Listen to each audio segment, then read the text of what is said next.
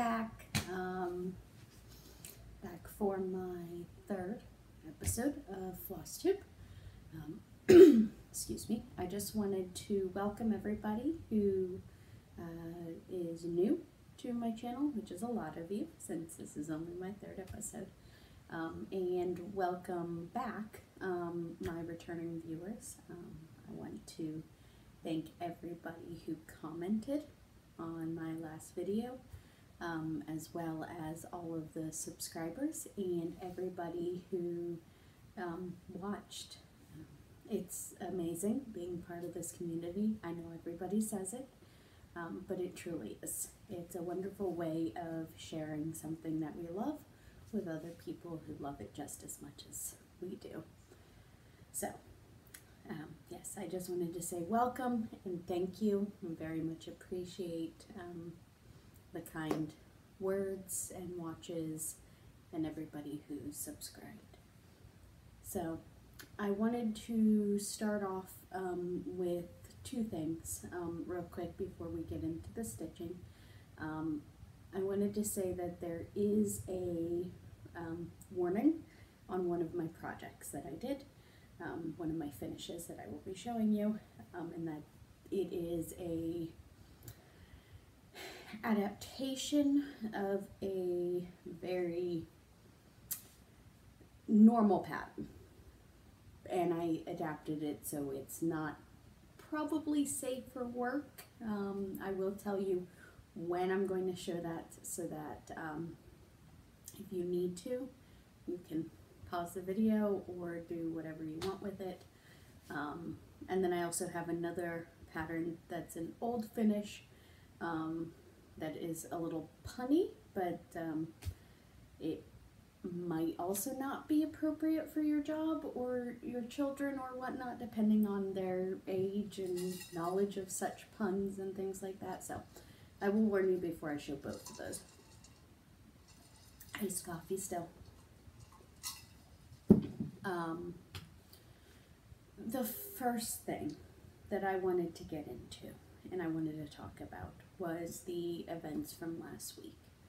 So in my first video, I said that I live in Florida, and so obviously the shooting down in South Florida was close, not as close as the Pulse shooting and not as personally affecting me as the Pulse shooting, since Pulse is a place that my wife and I have gone many times to, and we knew people who were there, both who survived and those who didn't.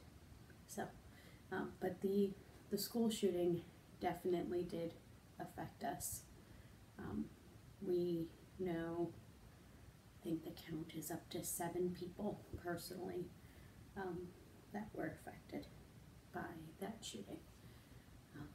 We are rapidly anti-gun. I will not even say that I am pro-gun control. At this point, I am anti-gun.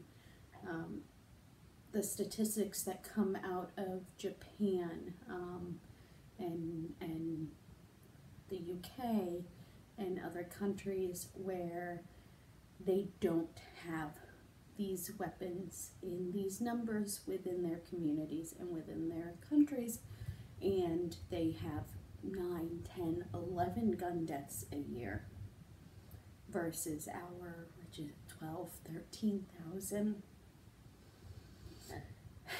So, yeah. I do plan on stitching a piece to kind of put my emotions into something. It'll probably be a piece that I bring to the walkout that we are having here, and I think nationally as well.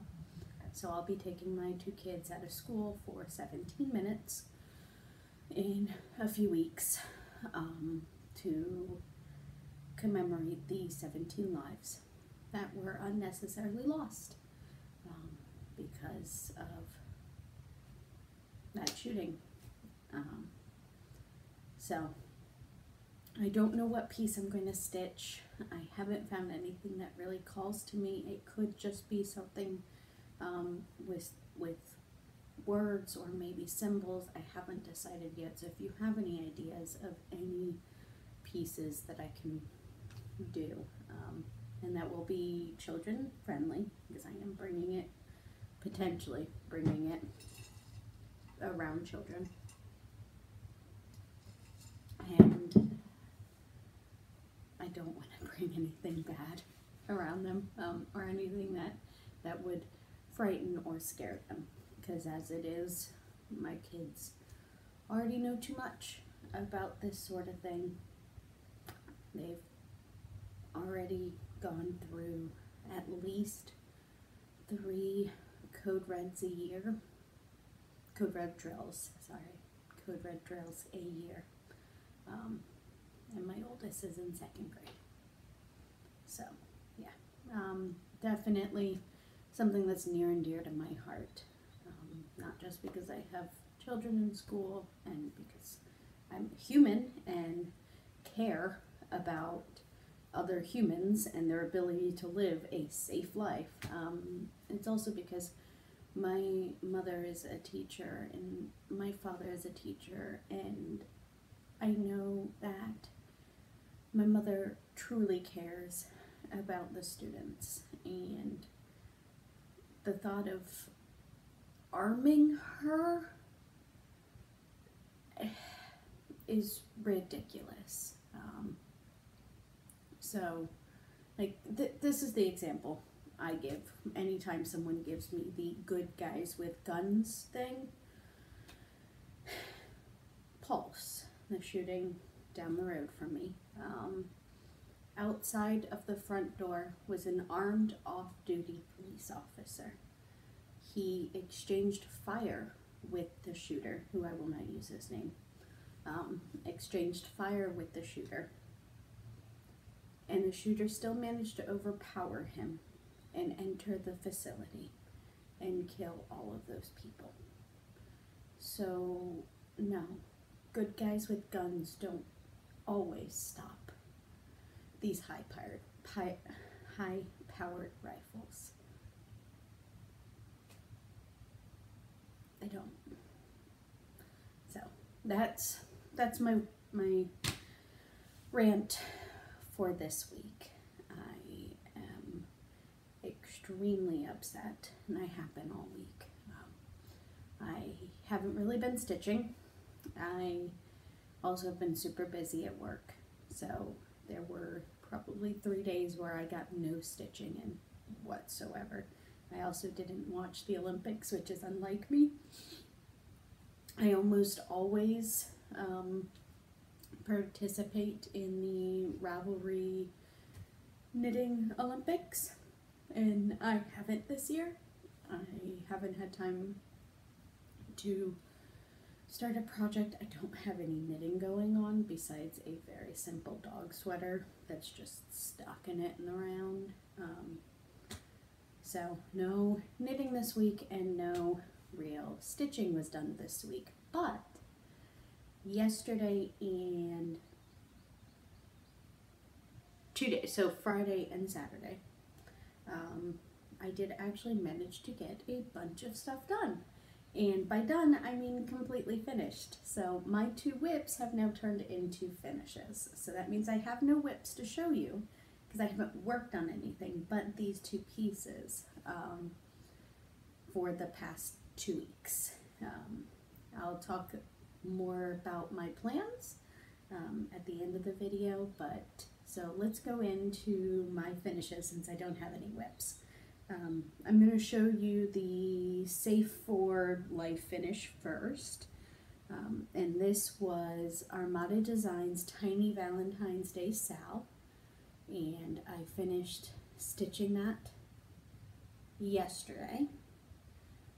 I fell pretty far behind because I didn't stitch on this for like 4 or 5 days, but luckily these little things are super fast to stitch. So the fabric is hand dyed by me, all the called for colors, And I actually didn't really change much on it at all.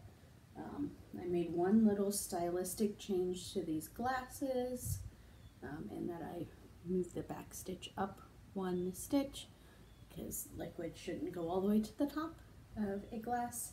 And then I did the candy hearts. It says Ash, which is my wife's name, and then the plus symbol, and then Low, which is my nickname. So I go by Lauren sometimes, but most people call me Low. Feel free to call me Low yourself. And then I put the year 18, so this also counts as my signature.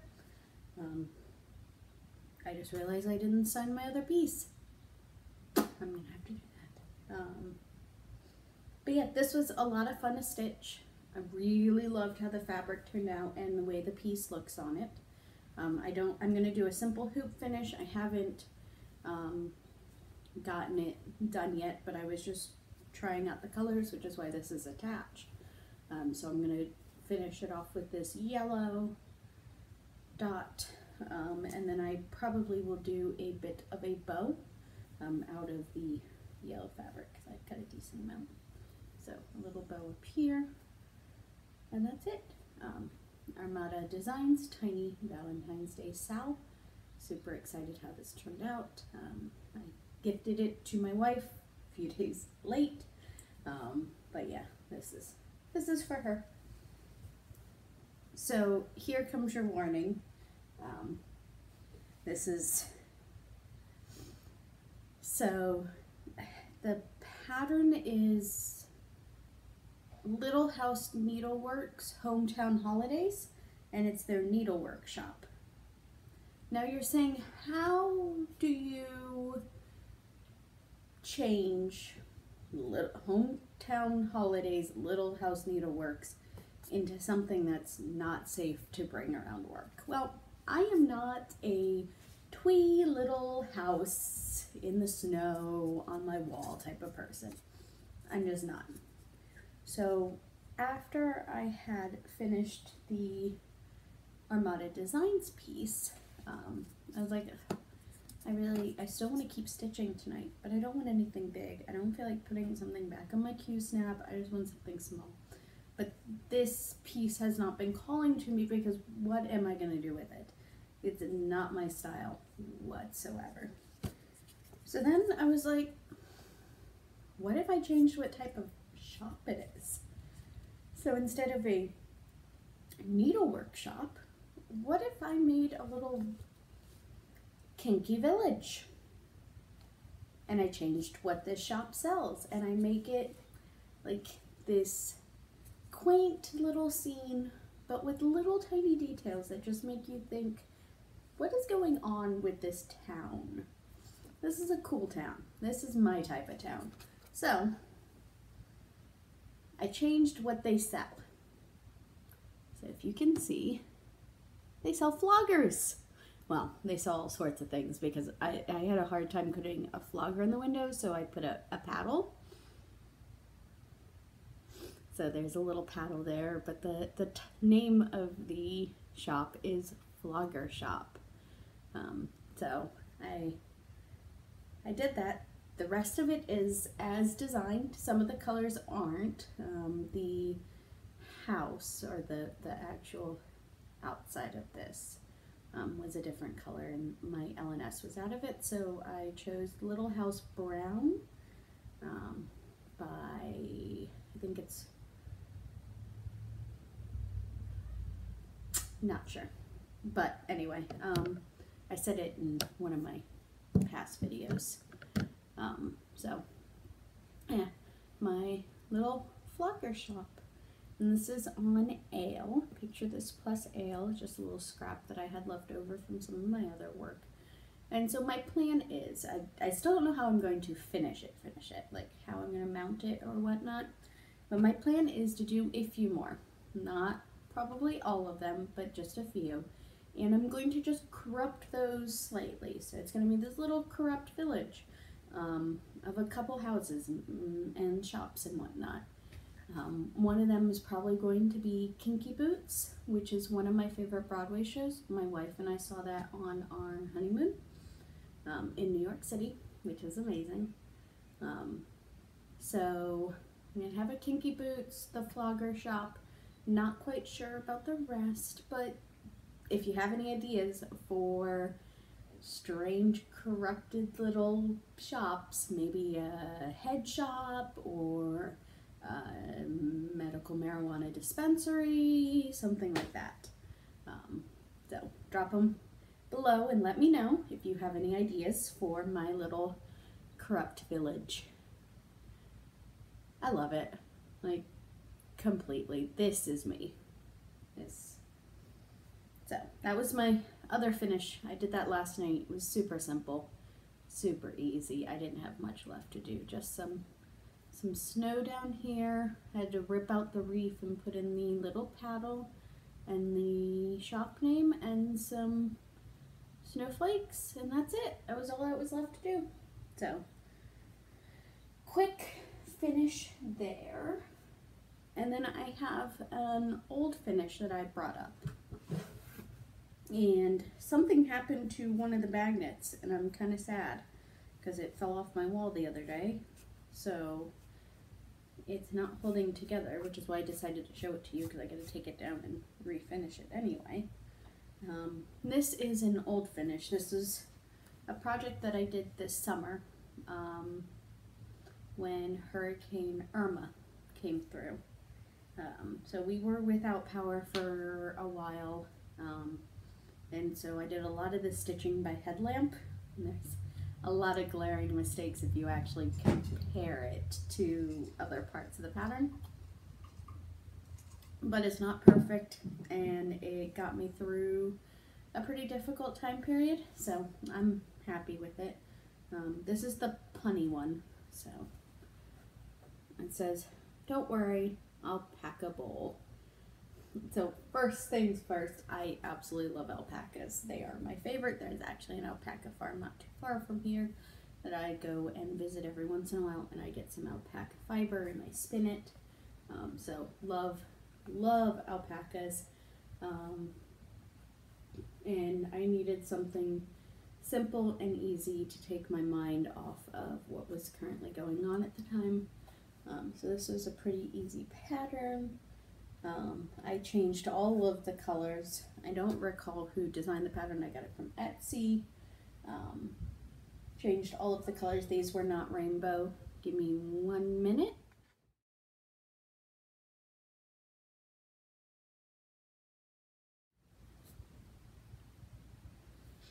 Hi, sorry. I am home alone with one child, and he wanted something from me. So anyway, where was I? Oh yes. So I changed all of the colors. These were not rainbows, so I made them rainbow because point 2, I love rainbows.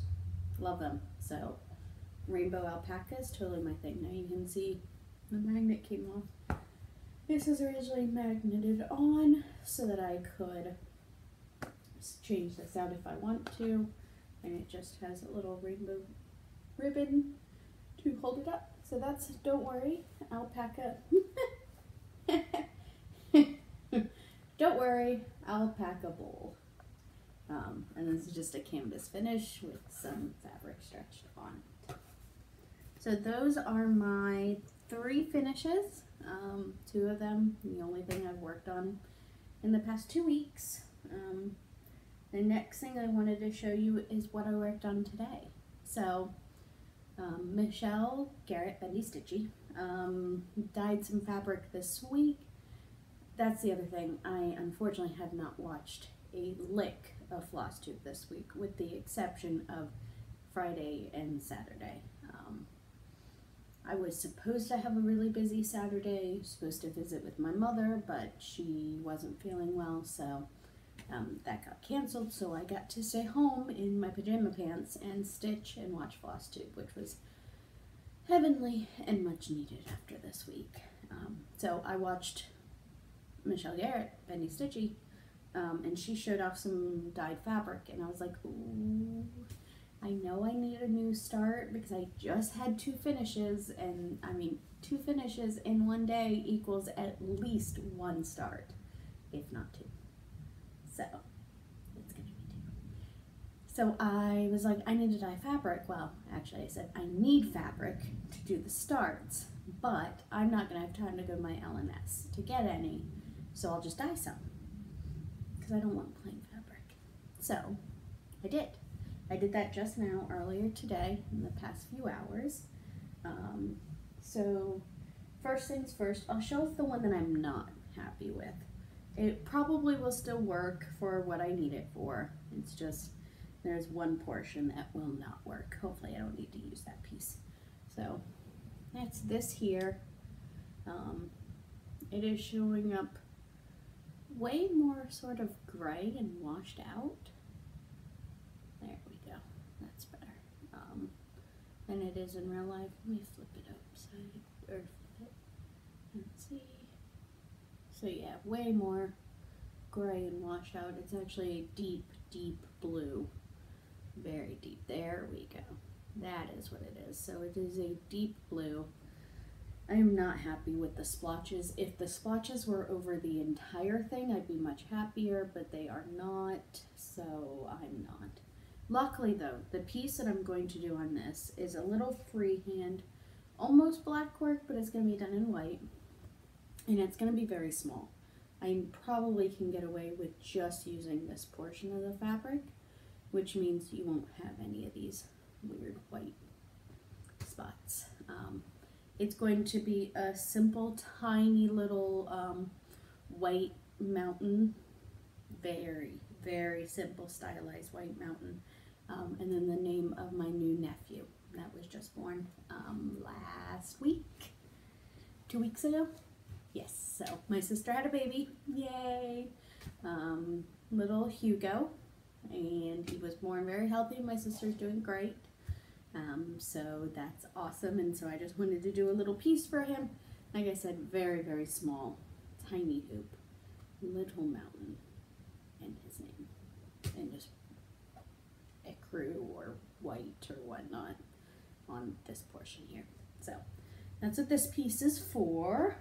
And then if I do decide that I want to use this half, it will probably work because it'll all be splotchy. I don't know what I'm going to use it for yet. Ooh, excuse me, I have the hiccups.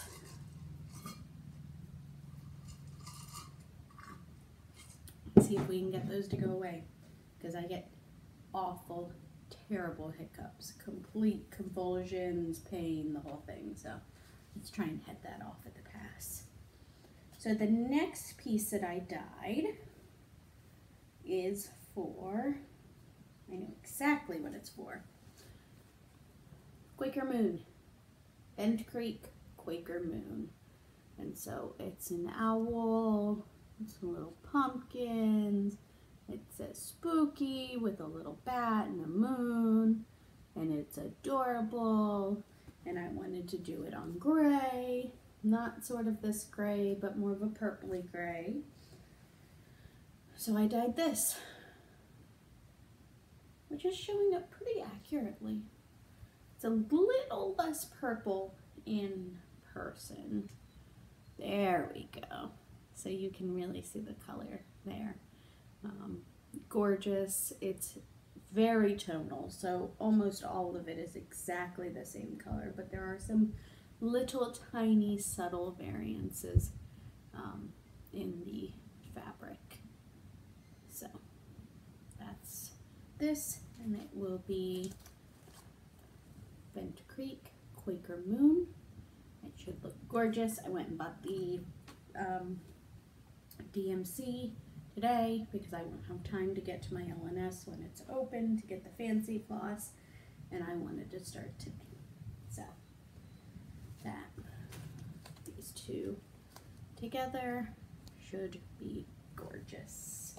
And then I still had a little bit of fabric left and a little bit of dye, both the blue and the gray, and I don't know what I'm going to use it for, but I dyed this, and it's really pretty. And it's just a tiny little scrap, a couple ornaments or something, but it's a gray blue, slight variations in the color, a little bit of modeling, not too much. This is much more what I wanted that dark blue piece to look like, but blue, not blue-gray. So, not sure what I'm going to do with it, but it's pretty, and definitely find something. It's big enough to do a little piece on. So let me look at my notes, because those are the 3 dyed fabric, and the start. So I talked about that. I'm going to be doing that Quaker Moon piece. I'm going to start that as soon as this video is done. Super excited. No haul, super busy. Also, don't really have the money for haul, so I dye my own fabric. I happen to have the pattern, and DMC was 33 cents a skein at Joann's. So that is the only haul that I have. So the last thing, I guess this will be a pretty short one, about 30 minutes or so, I guess. The last thing is my podcasts that I'm listening to, and it's something that I just caught up with, and it is The Promise, Life in Public Housing. And so it is all about a public housing project and the people who live there and their stories. And it's eye-opening. I lived in public housing growing up as a kid, but I, as a white woman, have a much different experience than people of color in public housing. So this illuminates a lot of what their experiences are, which is eye-opening and something that I think people need to know. People need to see their own privileges. So I didn't have privilege because I was poor, but I had privilege because I was white. I didn't have privilege because I was a woman, but I did have a lot more privilege than a girl of color would have in my same situation. So definitely fascinating podcast. I highly recommend it. That's The Promise, Life in Public Housing, and it is by Nashville Public Radio. So it's the info about it is The Promise is a limited run series about life in public housing, smack in the middle of a city on the rise. Stories of a neighborhood in flux, a community defined by its struggles, and the growing divide threatening its very existence. So, highly recommend that you catch up and listen to the first, I think it's 4 episodes are available. Yeah, first 4 episodes. So that is about all for me. Short video today. Just wanted to get something recorded and show off those finishes. I'm super excited about them, especially my little flogger shop. It's going to be great once I get it finished with all the other pieces, and super excited to start Quaker Moon. Like, gonna go do that right now. I just gotta bobbinate my floss. But yeah, I have another super busy couple of weeks. I've got a major project going out on Tuesday at work, so that's going to keep me very busy for the next couple of weeks. Probably won't have time to film another video for a bit, so probably we'll see you in 2 weeks. We'll see if I get a cool finish or just need to talk to someone.